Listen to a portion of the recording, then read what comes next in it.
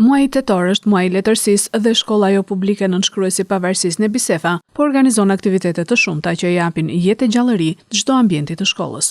Nxënësit e klasave të 10 dhe 11, mbështetur nga mësuesja e gjuhës shqipe dhe letërsisë Ariola Çraga, organizuan sot aktivitetin letrar për Naim Frashërin, figura qendrore e letërsisë shqiptare të rilindjes në kuadër të muajit të letërsisë.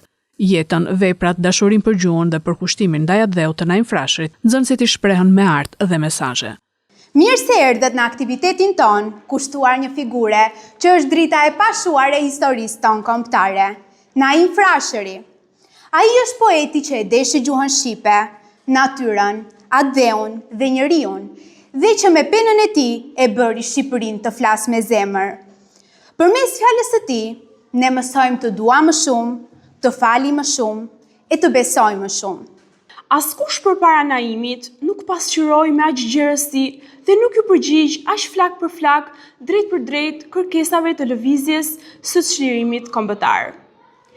Me veprimtarinë e dendur letrare dhe me punën si ndër udhëheqësit kryesor të lëvizjes, ai me të drejtë është cilësuar frymëzues i të gjithë rilindjes, apostull i shqiptarizmës.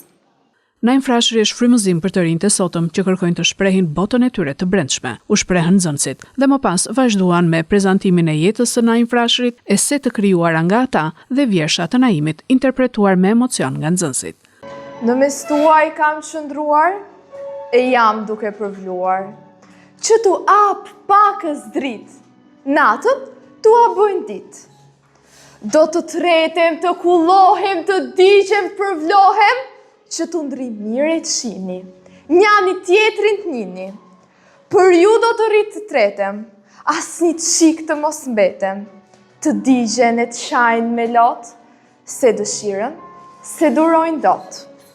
Kur dëgjon zëthin e sëmës, që shele që në gjikopen, blegërin 2-3 herë, edhe ikën e merdhen.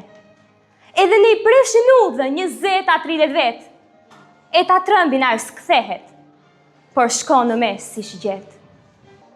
Thot Herodoti, në to morë zoti, shtëpi që moti kishte do dhonë.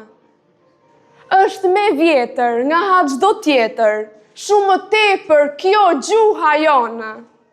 Drejtoria e shkollës dhe mësuesja e gjuhës shqipe dhe letërsisë Ariola Çraga falenderuan nxënësit për këtë aktivitet letrar që shërbeu si një formë ndërgjegjësimi, mirëndësinë e librave dhe ruajtjen e pastërtisë së gjuhës shqipe.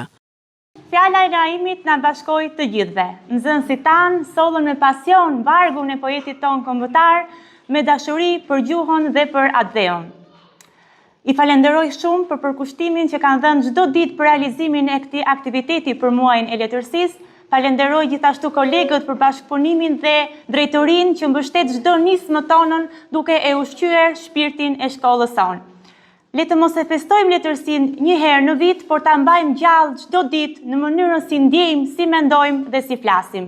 Edhe në emër të drejtorisë, unë do të shprehesha një falënderim i veçantë në kuadrin e muajit letërsisë dhe arteve, duke falenderuar zysh Ariolën, së bashku me nxënësit që na përcollën me shumë ndjenjë, me shumë nivel në këtë aktivitet kaq të mrekullueshëm, ku ata përcollën mesazhet e poetit ton të rilindjes kombëtare, mesazhin e gjuhës, mesazhin e kombit, mesazhin e natyrës, mesazhin e diturisë dhe asaj të dashurisë njerëzore.